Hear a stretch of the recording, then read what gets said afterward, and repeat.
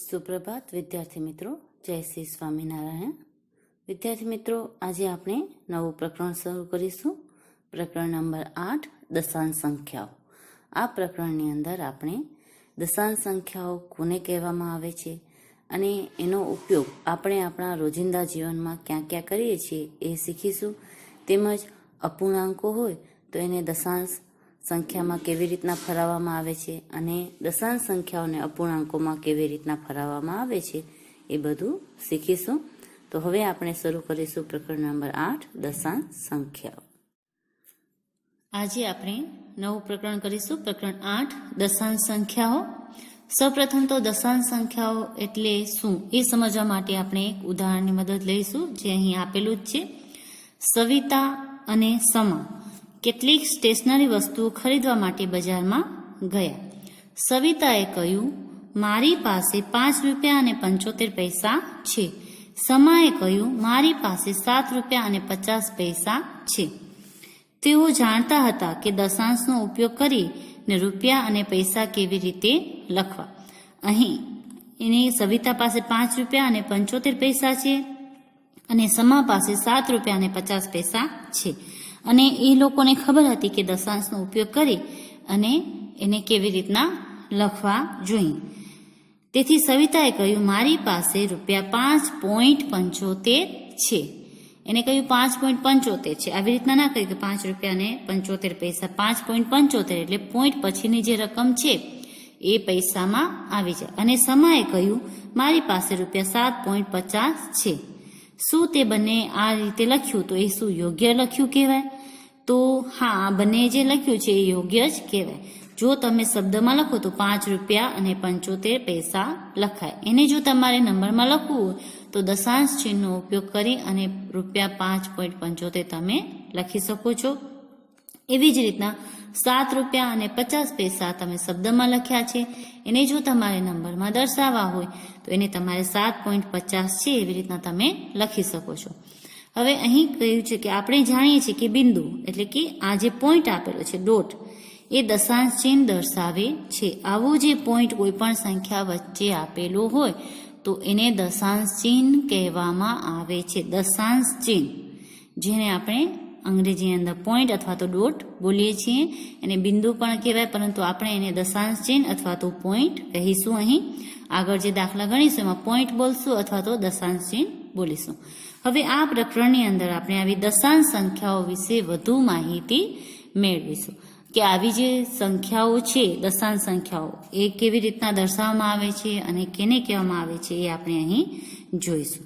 હવે સૌપ્રથમ દશાંશ ચિહ્નની અંદર આપણે દશાંશ એટલે કે ડેસિમલ્સ એટલે શું? ડેસિમલ્સ સંખ્યા એટલે કે જે સંખ્યાની વચ્ચે આપણે પોઈન્ટ વડે જે સંખ્યાને દર્શાવીએ છીએ એ સંખ્યાને દશાંશ સંખ્યા એટલે કે ડેસિમલ સંખ્યા કહેવામાં આવે છે. અહીં આપણને એક ઉદાહરણમાં આપેલું છે કે 7 સેમી અને 5 મિલીમીટર. જો આવી રીતના કોઈ પણ માપ આપેલું હોય તો એને આપણે જો દશાંશ ચિહ્ન સાથે દર્શાવવાનો હોય તો 7.5 સેમી તમે એવી રીતના દર્શાવી શકો છો.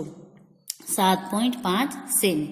જે આગળની રકમો એ જ લાગે, પાછળ મિલીમીટર ના લાગે, એની પાછળ લાગે સેમી, પરંતુ 7 પછી અહીં પોઈન્ટ આવી જાય, એના પછી 5 અને મિલીમીટર હોય એની જગ્યાએ આપણે કરવાનું સેમી. હવે અહીં એ કેવી રીતના દર્શાવવામાં આવે એ તમને અહીં સમજાવ્યું છે કે જ્યારે કોઈ પણ વસ્તુની તમને લંબાઈ કે આપેલી હોય, અહીં આપેલું છે 7 સેમી બરાબર 7 સેમી અને 5 મિલીમીટર, તો 1 સેમીની અંદર જો 10 મિલીમીટર થતા હોય તો જે આ 5 મિલીમીટર છે એને દર્શાવવા માટે, સેમીમાં દર્શાવવા માટે 5/10 સેમી લખાય. એટલે કે જો 5 મિલીમીટર છે એને આપણે સેન્ટીમીટરની અંદર જો ફેરવવા હોય તો 5/10 આપણે કરીએ તો એ સેન્ટીમીટરમાં ફેરવાઈ જાય. તો અહીં 7 છે એ પૂર્ણ સંખ્યા છે એટલે પોઈન્ટની આગળ આવે, અને 5 છે એ જે છે એ દશાંશ ચિહ્ન પછી આવશે એટલે એને 0.5 સેમી આવી રીતના લખી શકાય. એવી જ રીતના અહીં 8 સેમી 3 મિલીમીટર છે તો એને 8.3 સેમી એવી રીતના લખી શકાય.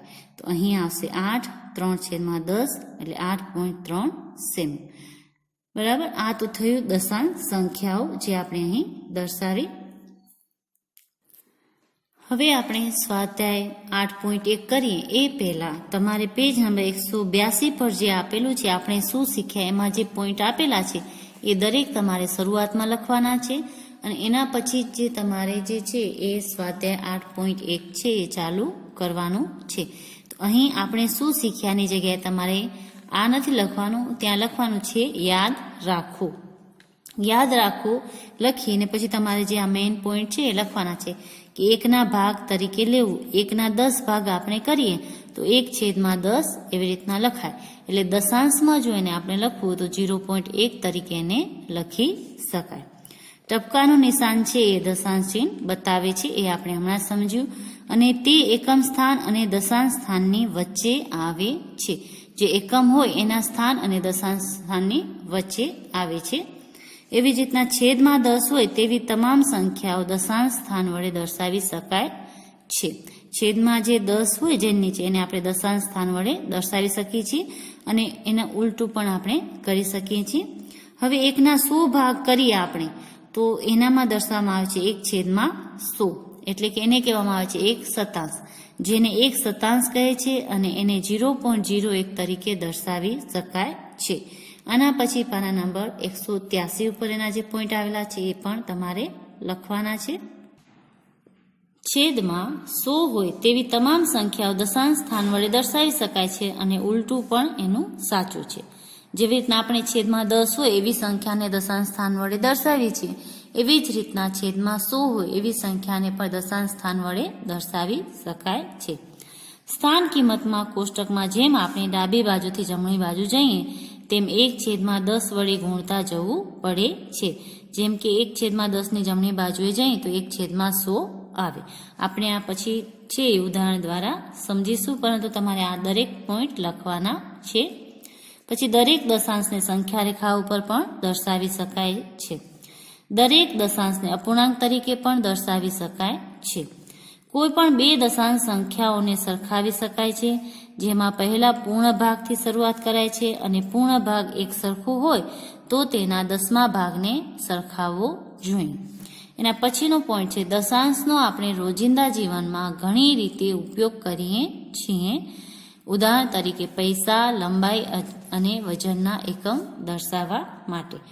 જે દશાંશ ચિહ્ન છે એનો આપણે આપણા રોજિંદા જીવનમાં એટલે કે દરરોજની જે આપણી જિંદગી છે એની અંદર ઘણી રીતના ઉપયોગ કરીએ છીએ. જેમ કે આપણે પૈસા દર્શાવવા હોય, કોઈની લંબાઈ દર્શાવવી હોય, કોઈનું વજન દર્શાવવું હોય ત્યારે દશાંશ ચિહ્નનો ઉપયોગ કરીને આપણે એને દર્શાવીએ છીએ. અહીં સ્વાધ્યાય 8.1 હવે આપણે શરૂ કરીશું. અહીં આપણને જે આ બોક્સ આપેલા છે એ જોઈ અને નીચે જે કોષ્ટક છે એમાં સંખ્યા લખવાની છે. તો આ બોક્સના આધારે આપણે નીચે જે છે એની સંખ્યામાં જવાબ લખીશું. એનો જવાબ પહેલો લખીશું, એના પછી આપણે બીનો જવાબ લખીશું. હવે અહીં જે છે એ દશાંશના સ્થાન ઉપર તમને 2 બોક્સ આપેલા છે તો એમાં આપણે 2 લખવાના. એકમના સ્થાન ઉપર તમને 1 બોક્સ આપેલું છે તો 1 લખવાનું અને દશકના સ્થાનની અંદર તમારે આ 10-10 ની લાઈન આપેલી છે એટલે 10, 20 અને 30 ટોટલ 30 એટલે 3 બોક્સ આપેલા છે. તો દશકની અંદર આપણે લખીશું 3. 30 નથી લખવાના, આપણે કેટલા લખવાના? 3. તો આવી રીતના જે છે આના આધારે કઈ સંખ્યા બને છે આપણે અહીં કોષ્ટકમાં લખી અને જોવાનું છે. એવી જ રીતના અહીં બીમાં તમે જોશો તો અહીં દશાંશના સ્થાનમાં તમને 4 આપેલા છે.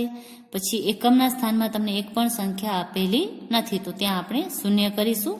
દશકના સ્થાનની અંદર તમને 1 બોક્સ આપેલું છે એટલે 1 લખવાનું છે અને 100ના સ્થાન પર તમને એક જ બોક્સ આવું આપેલું છે જેમાં 100 કરેલા છે. આવા જો 2 બોક્સ આપેલા હોય તો તમે 100ના સ્થાનની અંદર 2 લખી શકો છો. અહીં એક જ બોક્સ છે એટલે આપણે એક જ લખશું. આ કુલ છે એ 100 છે. 1, 2, 3, 4, 5, 6, 7, 8, 9 ને 10 આમ છે બોક્સ અને 10 આમ છે એટલે 100 જે છે એક જ વખત તમને આપેલા છે. તો હવે એને આપણે સંખ્યામાં કેવી રીતના લખીએ તો અહીં તમને કોષ્ટક બનાવીને આપેલું જ છે. એમાં ઉપર પણ તમને આપેલું છે કે આ જે છે એ દશાંશ સંખ્યા છે, આ છે એકમનું બોક્સ છે, અહીં દશકનું બોક્સ છે અને અહીં 100નું બોક્સ આપેલું છે.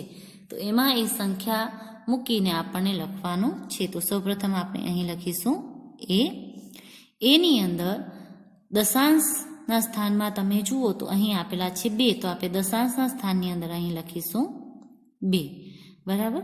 એના પછી એકમના સ્થાન ઉપર તમને આપેલો છે 1, તો અહીં આપણે લખીશું 1.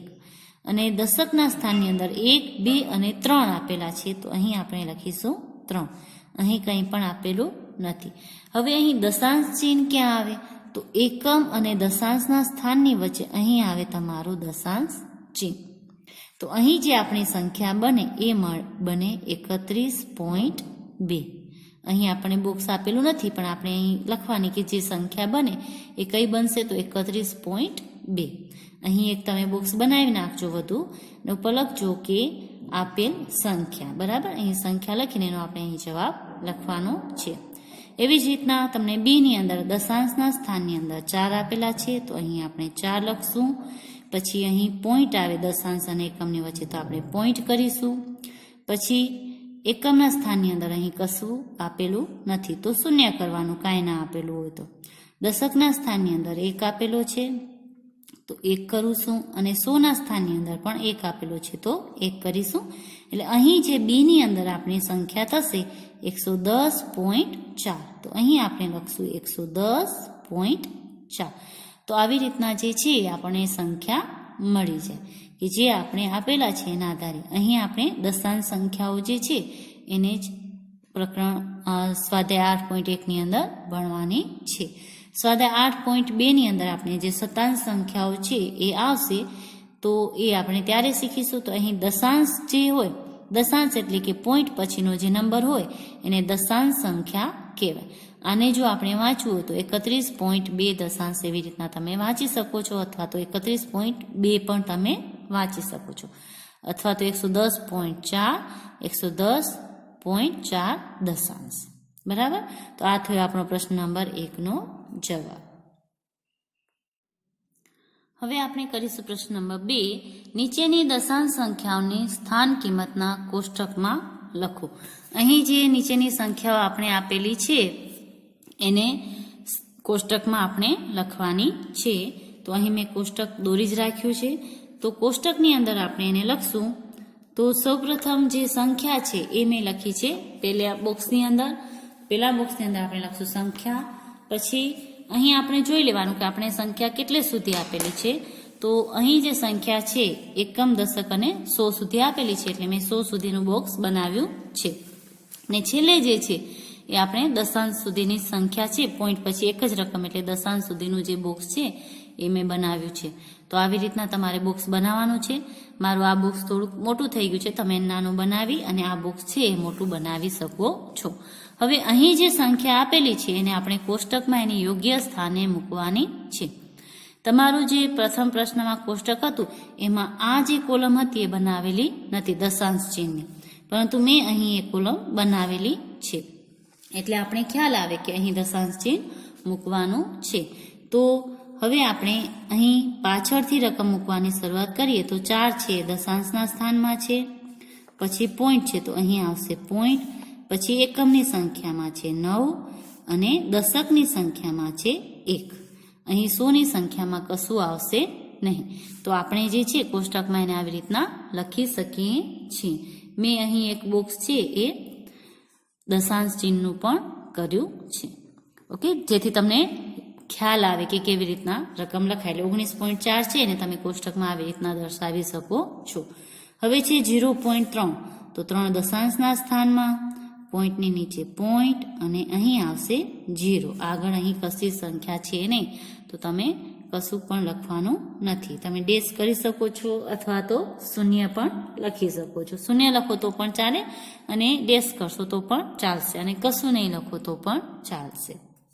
હવે અહીં છે 6, પછી પોઈન્ટ આવશે, અહીં શૂન્ય આવશે અને અહીં 1 આવશે. તો આવી રીતના તમે એને મૂકી શકો છો. તમે જો શરૂઆતથી મૂકવું હોય તો એવી રીતના પણ મૂકી શકો છો. તો તમારે પોઈન્ટ પછીની રકમ ગણવાની, એકમ, દશક અને 100. તો 100ના સ્થાનમાં 2, દશકના સ્થાનમાં 0, એકમના સ્થાનમાં 5 અને અહીં પોઈન્ટ અને અહીં આવશે 9. તો આવી રીતના પણ તમે એને ગણીને મૂકી શકો છો. તો આ થયો આપણો પ્રશ્ન નંબર 2નો જવાબ, કે જે આપેલ સંખ્યા હતી એને આપણે કોષ્ટકમાં દર્શાવી સ્થાન કિંમત સહિત. હવે આપણે પ્રશ્ન નંબર 3 કરીશું કે નીચેના દરેકને દશાંશ સ્વરૂપે લખો. જે તમને શબ્દમાં આપેલા છે આવી રીતના શબ્દમાં આપેલા છે એને તમારે આવી રીતના દશાંશ સ્વરૂપમાં લખવાના છે. તો અહીં જે આપણો જવાબ છે પેલો છે 7 દશાંશ. તો હું એની સામે જ જવાબ કરું છું 7 દશાંશ, એટલે કે દશાંશના સ્થાનમાં અહીં 7 છે. બરાબર, દશાંશના સ્થાનમાં 7 છે તો એની આગળ બીજી કોઈ પણ સંખ્યા આપણને આપેલી નથી. તો જેવી રીતના આપણે અહીં હતા 0.3 એવી જ રીતના આપણે અહીં લખી શકીએ 0.7. બરાબર, કેમ કે એકમના સ્થાનમાં કાંઈ નથી, એની આગળ પણ કાંઈ નથી, ખાલી આપણે દશાંશનું સ્થાન આપેલું છે. તો દશાંશના સ્થાનમાં 7 હોય તો 0.7 આપણે લખવા પડે. તો એની આગળ આપણે 0 લગાવવો હોય તો આપણે લખી શકીએ. તો 7 દશાંશ આને કહેવાશે 7 દશાંશ. તો 0.7 પણ તમે લખી શકો છો અથવા તો 0.7 પણ તમે લખી શકો છો, પરંતુ 0.7 કરતાં 0.7 લખવું વધુ બરાબર રહેશે. ઓકે, એવી જ રીતના બીજું છે 2 દશક અને 9 દશાંશ. 2 દશક એટલે દશકના સ્થાનમાં છે આપણા 2, એકમના સ્થાનમાં આપણને અહીં કંઈ આપેલું નથી. તો અહીં આપણે કરશું 0. જેવી રીતના અહીં આપણને એકમના સ્થાનમાં કશું નહોતું આપેલું ને દશકના સ્થાનમાં 1 આપેલો હતો તો અહીં 1 કર્યો તો અહીં 0, તો અહીં પણ આવશે 0. પછી 9 છે એ દશાંશ છે એટલે અહીં પોઈન્ટ આવશે અને દશાંશના સ્થાનની અંદર આવશે 9. તો આ થઈ ગઈ આપણો દશાંશ સ્વરૂપેનો જવાબ 20.9. હવે એવી જ રીતના છે 14.6. અહીં તો તમને સરળતાથી લખતા ફાવી જશે. 14 કરવાના છે, પછી પોઈન્ટ કરવાનું છે અને પછી 6 કરવાના છે. તો ખૂબ જ સરળતાથી તમે એને લખી શકો છો. હવે આપેલું છે 100 અને 2 એકમ. 100 અને 2 એકમ. અહીં દશાંશના સ્થાનમાં કશું આપેલું નથી. તો 100 ના સ્થાનમાં આપેલા છે 1, દશકના સ્થાનમાં તમને કશું નથી આપેલું તો અહીં 0 અને એકમના સ્થાનમાં તમને આપેલા છે 2 એકમ ને પોઈન્ટ અહીં આવશે નહીં, કેમ કે પોઈન્ટ પછીની એક પણ રકમ અહીં આપણે આપેલી નથી, દશાંશના સ્થાનની રકમ આપેલી નથી. અને જો તમારે દશાંશનું સ્થાન દર્શાવવું તો 0 કરી શકો છો, પરંતુ એની જરૂર નથી. અહીં આપણે 102 જ લખીશું. 600.8. તો આ પણ ખૂબ સરળ છે. આની જેમ 600 કરી નાખો, પછી પોઈન્ટ કરી નાખો અને 8 લખી નાખો. તો આ થયો આપણો જે શબ્દમાં આપેલું હોય એને દશાંશ સ્વરૂપમાં કેવી રીતના દર્શાવવું એનો જવાબ, પ્રશ્ન નંબર 3 નો જવાબ. હવે આપણે કરશું પ્રશ્ન નંબર 4. પ્રશ્ન નંબર 4 આપણે આપેલો છે કે નીચેના દરેકને દશાંશ સ્વરૂપે લખો. અહીં જે આપણને સંખ્યા આપેલી છે એને આપણે દશાંશ સ્વરૂપમાં લખવાની છે. આપણે અહીં કહ્યું છે દશાંશ સ્વરૂપે લખવાનું, શબ્દમાં લખવાનું કહ્યું નથી. તો 5/10 હોય તો એને દશાંશ સ્વરૂપમાં કેવી રીતના દર્શાવવાના? તો આ જે છે 5/10 અહીં આવશે 5 દશાંશના સ્થાનમાં અને આગળ આવશે 0, એટલે 0.5 જે છે એ આવશે. આની છેદની અંદર જો 1 0 હોય તો અહીં એક રકમ પછી અહીં પોઈન્ટ આવે, એ તમારે ખાસ યાદ રાખવાનું છે. એવી રીતના જો આ સંખ્યા જુઓ તો 7/10 છે એટલે અહીં 7 આવશે દશાંશના સ્થાનમાં, અહીં પોઈન્ટ આવે ને એની આગળ અહીં આવશે 3 પૂર્ણાંક છે એકમના સ્થાનમાં એટલે આવશે 3.7.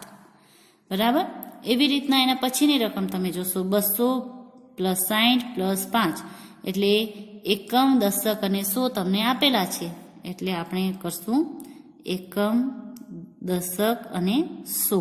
પછી એકમ પછી આપણું આવે પોઈન્ટ, પોઈન્ટ પછી દશાંશના સ્થાનની અંદર આપણા આવશે 1, તો અહીં આવશે 265.1. તો આ થયું આપણું દશાંશના સ્થાનની અંદર. એવી જ રીતના અહીં 70 + 8/10. તો 8 છે એ આપણા દશાંશ પછી આવશે, આગળ જે છે આપણા 70 આવશે, એકમના સ્થાનની અંદર કશું નથી, તો 70.8. તો આવી રીતના આપણે એને દશાંશ સ્વરૂપે દર્શાવી શકીએ છીએ. એના પછીની સંખ્યા છે 88/10. હવે જ્યારે આવી રીતના આપેલું હોય, અહીં 10 આપેલા હોય તો આપણે જો આનો ભાગાકાર કરીએ તો ભાગાકાર કરીને પણ કરી શકીએ છીએ, દશાંશમાં દર્શાવી શકીએ છીએ આવી રીતના કે 88 ભાગ્યા 10 કરીએ તો 10 8 80 છેદમાં 8 અહીં ભાગ ના હાલે તો પોઈન્ટ મૂક્યો, ઉપરથી શૂન્ય લઈ આવ્યા, 10 8 80 તો આપણને જવાબ મળશે 8.8. પરંતુ ભાગાકાર કરવા કરતાં ખૂબ જ સરળ છે કે અહીં નીચે એક શૂન્ય હોય તો પાછળથી એક સંખ્યા મૂકીને અને અહીં પોઈન્ટ આવી જાય. જ્યારે 10 કે 100 કે એવી સંખ્યા લખેલી હોય છેદમાં તો ખૂબ જ સરળતાથી તમે ઉપર જે અંશમાં સંખ્યા હોય એમાં તમે પોઈન્ટ લગાવી શકો છો. તો અહીં આપણો જવાબ આવશે 8.8. હવે અહીં જે છે એ તમારે કેવી રીતના પોઈન્ટ મૂકવું? તો અહીં પણ ખૂબ જ સરસ છે. 4 છે એ પૂર્ણાંક સંખ્યા છે એટલે એ દશાંશ ચિહ્નની આગળ આવે ને 2/10 એટલે 2 છે દશાંશના સ્થાનમાં છે. તમે ડાયરેક્ટ 4.2 લખી શકો છો. જો આવી રીતના ના લખવું તો આનું આપણે પેલા સાદા અપૂર્ણાંકમાં ફરાય તો 10 4 40 ને 2 42 આવી રીતના લખવાનું, 42/10. હવે અહીં એક શૂન્ય છે એટલે પાછળથી એક રકમ પછી અહીં પોઈન્ટ મૂકીએ એટલે આપણે 4.2 મળી જાય ને નીચેથી 10 નીકળી જાય. તો આવી રીતના પણ તમે કરી શકો છો. હવે એના પછીનો પ્રશ્ન છે G 3/2. આને આપણે દર્શાવવાનું છે દશાંશ ચિહ્નની અંદર.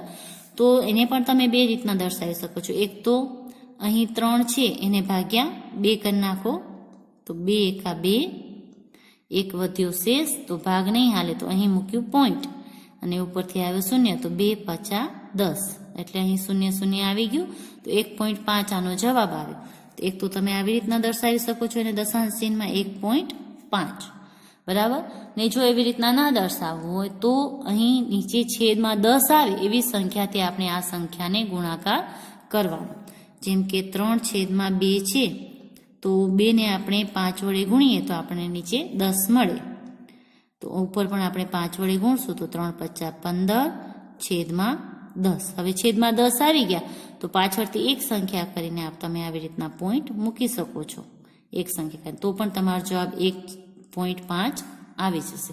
તમને બેમાંથી જે રીત સરળ લાગે એ રીતે તમે આને કરી શકો છો.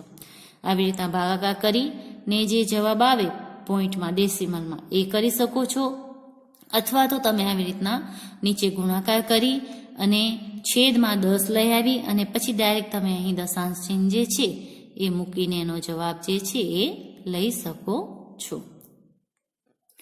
હવે આપણે એના પછીનો દાખલો કરીએ તો 2/5. તો અહીં 5 છે તો હું અહીં છેદમાં 10 લેવા માટે આ જે અપૂર્ણાંક છે એને 2 વડે ગુણીશ એટલે મને અહીં છેદમાં 10 મળશે એટલે 4/10. હવે 4/10 મને મળી ગયા એટલે હું આને લખી શકું 0.4. તો આ થઈ ગયો મારો દશાંશમાં એનો જવાબ. હવે એના પછીનો એનો દાખલો છે I, જેમાં છેદમાં આપેલા છે 5, 12/5. તો અહીં પણ હું એને 2 વડે ગુણીશ તો અહીં 10 આવી જશે તો ઉપર પણ મારે અંશ પણ 2 વડે જ ગુણવાનો રહેશે. તો 12/5 ને હું 2 વડે ગુણાકાર કરીશ તો 24/10 આવશે. તો અહીં 10 છે એટલે કે એક શૂન્ય છે એટલે પાછળથી એક સંખ્યા મૂકીને પોઈન્ટ કરું એટલે આનો જવાબ મને મળશે 2.4. તો આવી રીતના જે કોઈ પણ સંખ્યા અપૂર્ણાંકમાં આપેલી હોય તો તમે એને દશાંશ ચિહ્નની અંદર ફરાવી શકો છો. આ આપણને અપૂર્ણાંકમાં સંખ્યા આપેલી છે, બરાબર. તો એને દશાંશ ચિહ્નમાં ફરાવવા માટે તમારે કાં તો એનો ભાગાકાર કરવો પડે, 12/5 કરો તો પણ તમે આવી રીતના દશાંશ ચિહ્નની અંદર એને ફરાવી શકો છો. અને જો તમારે ભાગાકાર ના કરવો હોય તો એવી સંખ્યા નીચે 10 અથવા તો 100 કે એવી સંખ્યા લઈ આવવાની, એવી સંખ્યાથી અપૂર્ણાંકનો ગુણાકાર કરવાનો કે જેથી છેદમાં 10 આવે કે 100 આવે તો તમે એને દશાંશની અંદર દર્શાવી શકો છો. હવે આપણે એના પછીનો દાખલો છે એ કરશું. જે અહીં જે સંખ્યા આપેલી છે એ છે 3.3/5. તો સૌપ્રથમ આપણે એને સાદા અપૂર્ણાંકમાં ફરવીને પણ કરી શકીએ છીએ. તો 5 × 15 અને 3 પ્લસ કરીએ તો આપણે મળે 18/5. હવે 18/5 છે તો મને અહીં 10 લેવા હોય તો આને 2 વડે ગુણવા પડે તો અંશને પણ હું 2 વડે ગુણીશ. 18 2 36 અને છેદમાં આવ્યા 10. હવે અહીં 10 છે તો એક સંખ્યા પછી અહીં પોઈન્ટ મૂકીશ એટલે મને મળશે 3.6, બરાબર. તો આ થયો આપણો જે દશાંશ ચિહ્ન છે એમાં જવાબને જો તમારે એવી રીતના ન કરવું હોય તો 18 ભાગ્યા તમે 5 પણ કરી શકો છો અહીં સાઈડની અંદર એનો ભાગાકાર કરીને કે 18 ભાગ્યા 5 કરો તો 5 તેરી 15 અહીં 3 વધશે શેષ ભાગ નિહાળ એટલે અહીં પોઈન્ટ મૂકીને ઉપરથી આપણે લઈ આવશું 0 એટલે 5 6 30 તો પણ તમને જે આ જવાબ છે એ અહીં મળી જશે બરાબર તમારે જે રફ વર્ક છે એ પાછળ કરવાનો છે અથવા તો બીજા પેજ ઉપર કરવાનો છે અહીં મેં માત્ર તમને સમજૂતી માટે અહીં જ કરાવ્યું છે હવે પછીનો એનો જે છેલ્લો દાખલો છે પ્રશ્ન નંબર 4 નો એ આપણે કરીશું 4.1 તો સૌપ્રથમ આપણે એને સાદા અપૂર્ણાંકમાં ફેરવીશું તો 4 2 8 ને 1 9/2 2 ને આપણે 5 વડે ગુણીએ તો આપણે 10 મળે તો ઉપર પણ આપણે 5 વડે ગુણીશું તો 45/10 તો આનો જવાબ આવશે 4.5 તો આવી રીતના જે છે એ તમે અપૂર્ણાંકમાં કોઈ પણ સંખ્યા આપી લો મિશ્ર અપૂર્ણાંક હોય કે સાદા અપૂર્ણાંક હોય એને તમે દશાંશ ચિહ્નની અંદર ફરાવી શકો છો તો અહીં આપણો પ્રશ્ન નંબર 4 જે છે એ પૂરો થયો હવે આપણે કરશું પ્રશ્ન નંબર 5 નીચેની દશાંશ સંખ્યાઓને અપૂર્ણાંક સ્વરૂપમાં લખી સરળ સ્વરૂપમાં ફેરવો અહીં આપણે શું કર્યું અપૂર્ણાંકમાં હતા એને આપણે દશાંશ ચિહ્નમાં ફરાવ્યા હવે દશાંશ ચિહ્નમાં તમને આપેલા છે એને આપણે અપૂર્ણાંકમાં ફરાવી આવી રીતના અને પછી જે સાદા સ્વરૂપમાં જે આવે એવી રીતના આપણે એને લખવાનું છે તો હવે આપણે સૌપ્રથમ જે છે એ આ સંખ્યાને અપૂર્ણાંકમાં ફરાવીશું તો અહીં 0.6 છે તો જો અહીંથી આપણે પોઈન્ટ કાઢવું હોય તો પોઈન્ટ પછી એક રકમ છે એટલે એને આપણે અપૂર્ણાંકમાં ફરાવીએ તો નીચે આવશે 10 અહીં નીચે 10 હતા તો આપણે એને પોઈન્ટમાં લખ્યા હતા બરાબર તો પોઈન્ટ કાઢવો હોય તો પાછા આપણે નીચે 10 લખીએ તો અહીંથી પોઈન્ટ નીકળી જાય એક સ્થાન પછી પોઈન્ટ છે એટલે નીચે તમે 10 લખો એટલે પોઈન્ટ નીકળી ગયો તો આ જે છે એને તમે આવી રીતના અપૂર્ણાંકની અંદર દર્શાવી શકો છો કે જે દશાંશ સંખ્યા છે એને જો તમે અપૂર્ણાંકમાં દર્શાવ્યું તો 6/10 હવે એને સાદા સ્વરૂપમાં લખી તો તમે આને કટ કરો તો બંને કટ થઈ શકે એમ છે બંને 2 થી કટ થશે એટલે 3 દુ 6 અને 3 પાચા 10 એટલે આને જે સાદા સ્વરૂપમાં આપણે લખશું સરળ સ્વરૂપમાં એ આવશે 3/5 જેવી રીતના આપણે 10 લેવા માટે અહીં ગુણાકાર કરતા હતા બરાબર આ રકમનો આપણે ગુણાકાર કરીએ અને એને છેદમાં 10 લેવા હતા અહીં જો છેદમાં 10 હોય ને કટ થતા હોય તો આપણે કટ કરી અને એને સરળ સ્વરૂપમાં લખશું તો એ આપણને મળશે 3/5 જે આપણે દાખલા નંબર 4 માં કર્યું હતું એનું ઊંધું આપણને અહીં કરવાનું છે તો અહીં આપણે જવાબ મળ્યો 3/5 આ થયું એનું સરળ સ્વરૂપ હવે એનો પ્રશ્ન નંબર આપણે 2 કરીશું હવે 2 માં આપણે સંખ્યા આપેલી છે 2.5 તો સૌપ્રથમ આપણે અહીંથી દશાંશ ચિહ્ન કાઢીશું તો ઉપર લખશું આપણે 25 દશાંશ ચિહ્ન નીકળી ગયું અને નીચે લખશું આપણે 10 હવે આને બંને છે 5 વડે કટ થશે એટલે 5 વડે ભાગીશું તો 5 2 10 અને 5 5 25 એટલે આપણને જવાબ મળશે 5/2 હવે આ જે છે અશુદ્ધ અપૂર્ણાંક છે ઉપર અંશની અંદર મોટી સંખ્યા છે એટલે આપણે એને મિશ્ર અપૂર્ણાંકમાં ફરાવીશું તો 2 2 4 ને 1 5 આવી રીતના આપણે એને મિશ્ર અપૂર્ણાંકમાં ફરાવીને એનો જવાબ જે છે એ લખીશું હવે આપણે પ્રશ્ન નંબર કરીશું એનો સી ની અંદર છે 1.0 1.0 છે એને જો હવે આપણે સાદા અપૂર્ણાંકમાં ફરાવીએ તો અહીં 10 આવશે અને છેદની અંદર પણ 10 આવશે અહીંથી પોઈન્ટ નીકળી જશે અહીં 0 0 કટ કરશું એટલે આપણને જવાબ મળશે 1 તો અહીં આપણો જવાબ સાદો અને સિમ્પલ 1 જ આવશે હવે આપણે કરશું એનો પ્રશ્ન નંબર ડી જેમાં છે 3.8 3.8 છે એમાં પોઈન્ટ કાઢવા માટે આપણે અહીં 38 લખી અને છેદમાં લખીશું 10 પોઈન્ટ પછી એક રકમ છે એટલે હવે આ જે છે બંને 2 થી કટ થશે એટલે આપણે એને 2 વડે કટ કરીશું 5 2 10 અને 19 2 38 તો અહીં આવશે 19/5 હવે અહીં પણ અંશ આપણો મોટો છે અને છેદ નાનો છે તો આપણે એને મિશ્ર અપૂર્ણાંકમાં ફરાવીએ તો 5 તેરી 15 અને 4 અહીં મૂકી એટલે એ થશે 19. 15 ને 4 19. હવે એનો આપણે પ્રશ્ન કરીશું ઈ 13.7. 13.7 છે એને જો હવે આપણે અપૂર્ણાંકમાં ફરાવીએ તો અહીંથી પોઈન્ટ નીકળી જશે. 137 છેદમાં આવશે 10. હવે અહીં જે છે એ આ સંખ્યા કટ થાય એમ નથી, તો એને મિશ્ર અપૂર્ણાંકમાં ફરાવી દેશું, કેમ કે અહીં અંશ છે એ મોટો છે. જ્યારે અંશ મોટો હોય ત્યારે જ આપણે એને મિશ્ર અપૂર્ણાંકમાં ફરાવી શકીએ છીએ. તો અહીં આવશે 10 ગુણ્યા આપણે 13 કરીએ તો 10 ગુણ્યા 13 130 અને અહીં આવશે 7. તો આ થયો આપણો પ્રશ્ન નંબર ઈ નો જવાબ. હવે પ્રશ્ન નંબર 5 નો એફ અને જી છે એ તમારે ગૃહ કાર્યમાં કરવાનો છે. તો બસ આજ માટે આપણે આટલું જ કરીશું. પ્રશ્ન નંબર 5 સુધીના પ્રશ્નો જે છે સ્વાધ્યાય 8.1 ના એ આપણે કર્યા. આની અંદર તમને કોઈ પણ દાખલો જે છે એ સમજમાં ના આવ્યો તો તમે મને ફોન કરીને પૂછી શકો છો. હવે તમે ગૃહ કાર્ય નોંધી લો. ગૃહ કાર્યમાં તમારે સ્વાધ્યાય 8.1 ના પ્રશ્ન નંબર 5 નો પ્રશ્ન નંબર એફ અને જી જે મેં તમને હમણાં કહ્યું એ કરવાનો છે. અને સ્વાધ્યાય 8.1 ની આગળ જે ઉદાહરણ આપેલા છે, ઉદાહરણ 1, 2 અને 3 પાના નંબર 166 પર એ કરવાના છે. અને પાના નંબર 167 પર આપેલું છે પ્રયત્ન કરો, એ જે બોક્સની અંદર આપેલું છે એ પણ તમારે કરવાનું છે. તો બસ આજ માટે આપણે આટલું જ કરીશું. આગળનું જે છે એ પછીના વિડીયોઝમાં કરીશું. આપનો દિવસ શુભ રહે, ઘરે રહો, સ્વસ્થ રહો. આભાર.